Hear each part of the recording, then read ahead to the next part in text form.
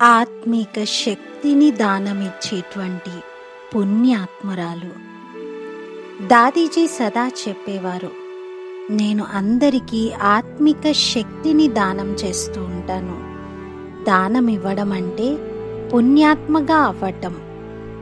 నేను నా నయనాల ద్వారా ఆత్మీయత యొక్క శక్తితో పుణ్యం చేసుకుంటాను.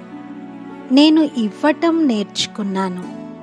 నేనెప్పుడు ఇలా ఆలోచించను, వాళ్ళు ఇస్తేనే నేను ఇవ్వాలి అని. నేను దాతను. ఎంతైతే నేను ఇస్తానో అంతగా నాకు మహత్వం ఉంటుంది. ఒక్కొక్కరికి ఆత్మీయతను ఇవ్వటం, శీతలతను ఇవ్వటం, ఇలా ఇవ్వటమే నా మహనీయత. ఇంత స్నేహం ఇచ్చాను, మరి వీరేంటి నన్ను గ్లాని చేస్తున్నారు అని నేను ఆలోచించను. నేను ఎల్లప్పుడూ ఇదే అనుకుంటాను, ప్రతి ఒక్కరూ నాకు మాస్టర్ వంటివారు. ప్రతి ఒక్కరి నుండి నేను నేర్చుకుంటూ ఉన్నాను. ఎప్పటి వరకు జీవించాలో అప్పటి వరకు ఏదో ఒకటి నేర్చుకుంటూనే ఉంటాను.